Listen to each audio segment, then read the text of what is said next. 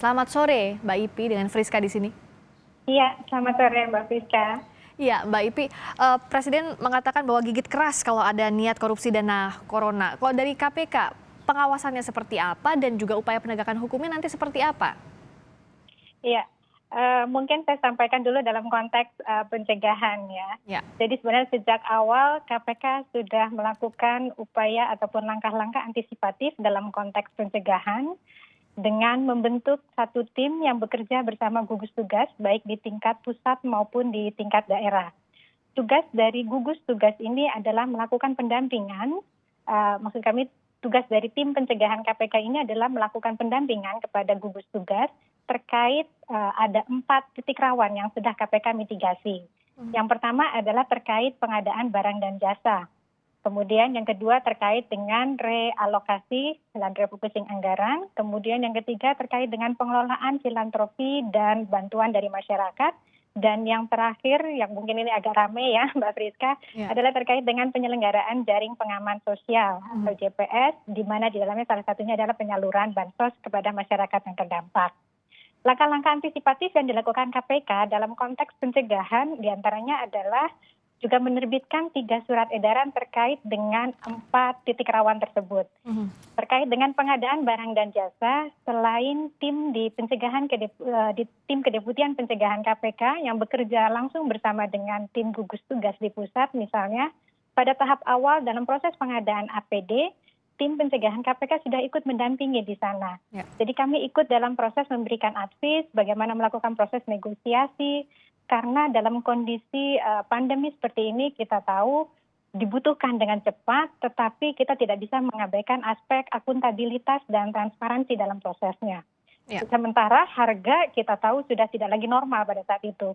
Sehingga tim juga ikut mendampingi bagaimana proses negosiasi bisa dilakukan secara terbuka dan kemudian bisa didapatkan harga terbaik. Sekali lagi harga terbaik begitu ya, bukan harga terendah.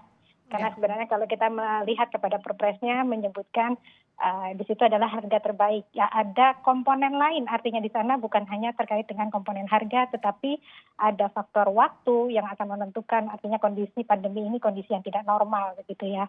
Nah surat edaran kami di situ menyebutkan beberapa rambu sebetulnya menjadi petunjuk untuk para pelaksana untuk dapat tetap mengadakan pengadaan barang dan jasa sepanjang tidak ada unsur-unsur tindak pidana korupsi, misalnya seperti kalau dalam pengadaan barang dan jasa ada potensi yang kita sudah identifikasi, misalnya seperti risiko terjadinya kolusi, kemudian ada markup, penerimaan kickback, ataupun ada potensi benturan kepentingan di sana. Nah, di surat edaran itulah kita sampaikan hal tersebut agar menjadi panduan bagi para pelaksana. Kemudian terkait dengan bantuan masyarakat misalnya, kami juga merekomendasikan untuk dilakukan pengadministrasian bantuan dari masyarakat tersebut dan dibuka kepada masyarakat. Berapa banyak misalnya menerima bantuan APD, kemudian disalurkan kemana, dan itu harus dibuka. Salah satunya bisa menggunakan situs dari pemerintah daerah ataupun kementerian lembaga yang dimiliki untuk mempublikasikan data ataupun informasi. Mbak Ipi, nah upaya pencegahan ini sejauh ini sudah seberapa efektif dan bagaimana mengawasinya? Pengawasan yang sudah berlanjut seperti apa? Ya, jadi KPK sejak 2016 memiliki unit yang disebut dengan Koordinasi Wilayah Pencegahan atau Korwil Pencegahan. Kami bekerja di 34 provinsi meliputi 542 pemerintah daerah. Jadi selain 8 area intervensi dalam perbaikan tata kelola pemerintah daerah, ini karena kondisi pandemi saat ini, kami juga ikut bersama-sama dengan BPKP, perwakilan, dan juga APIP, aparatur pengawas intern pemerintah, ikut mendampingi dalam proses tadi terkait refocusing dan realokasi anggaran, kemudian dalam proses PBJ, begitu ya. Jadi termasuk yang terakhir kemudian pengembangannya adalah penyelenggaraan bantuan sosial ini. Gitu. Nah terkait bansos pun KPK menerbitkan satu surat edaran untuk merekomendasikan menggunakan data terpadu kesejahteraan sosial atau DTKS dan data non-DTKS sebagai rujukan awal. Nah, yang soal DTKS ini kan sudah disosialisasikan juga oleh KPK lewat surat edaran nomor 11 tahun 2020 itu ya, Mbak Ipi. Nah, sejauh ini seperti apa, sudah berjalankah soal data terpadu kesejahteraan langkah sebagai salah satu langkah terpadu dari KPK ini? Iya, jadi memang kami menemukan sendiri di lapangan dari kegiatan pendampingan yang dilakukan oleh teman-teman dari unit Korwil, memang masih ada beberapa kendala. Tetapi saya kira dari data yang ada, DTKS ini juga terus dilakukan pengkinian. Mhm. KPK sendiri telah memasukkan renaksi, yaitu rencana aksi terkait dengan utilisasi NIK itu sebetulnya sudah kita dorong sejak tahun 2019, Mhm. gitu ya, melalui program Stranas Pencegahan Korupsi. Mhm. Jadi memang tidak sempurna data tersebut, tapi itu data yang terus kita lakukan pengkinian.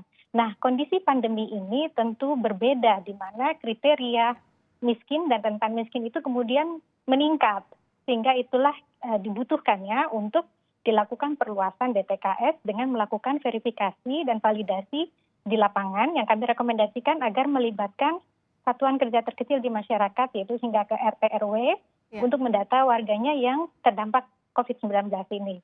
Karena Tapi anggaran. pesan kami Mhm. sekali lagi adalah tolong dipadankan dengan NIK. Oke. Kenapa harus dipadankan? Yang pertama, dengan NIK kita bisa pastikan bahwa warga tersebut eksis atau ada. Ini untuk menghindari penerima fiktif.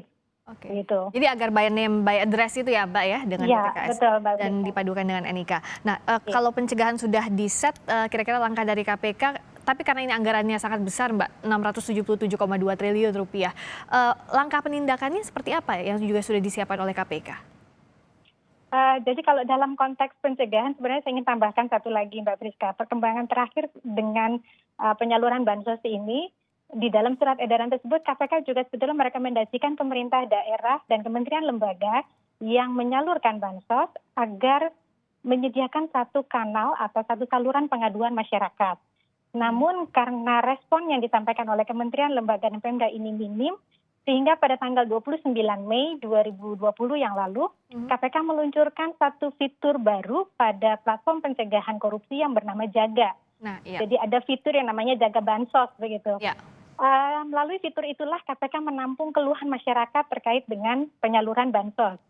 Konteksnya sebetulnya kita lebih mengedepankan kepada pencegahan. Kami berharap bahwa ini menjadi satu medium pengawasan bersama untuk memastikan masyarakat tetap terjamin kesejahteraannya di dalam masa pandemi. Mereka yang memang berhak untuk menerima bantuan, kita dorong atau kita awasi bersama supaya mereka bisa tetap menerima hak mereka. Itu sebetulnya semangat dari peluncuran Jaga Bansos. Bicara soal Tetapi Jaga Bansos ini, dalam perjalanannya kemudian kalaupun ada laporan yang memiliki indikasi tindak pidana korupsi, tentu KPK juga akan memprosesnya. Itu bisa saja kita lakukan. ya, bicara soal Jaga Bansos dan tadi kalau ada laporan dari masyarakat soal adanya indikasi dugaan tindak pidana korupsi, kita ingat hari ini kita juga membahas soal Kejaksaan Tinggi di Sumatera Utara juga yang mengusut ada atau tidaknya dugaan terhadap penyelewengan dana bansos. Ini juga sudah masukkah laporan ini ke KPK?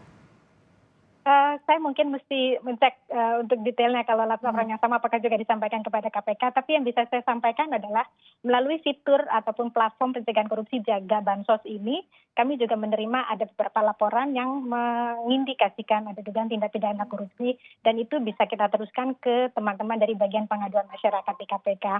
Jadi yang ingin kami sampaikan adalah kami mendorong pengawasan bersama oleh masyarakat, baik penerima langsung bantuan sosial maupun masyarakat lain yang melihat atau mengetahui ada potensi penyimpangan di sana, silakan untuk menyampaikan keluhannya atau laporannya kepada KPK, dapat salah satunya melalui fitur Jaga Bansos ini. Nah, mekanisme pencegahan sudah disiapkan, tadi mekanisme penindakan juga samakah matangnya sudah disiapkan KPK soal pengawasan khususnya soal dana bansos ini?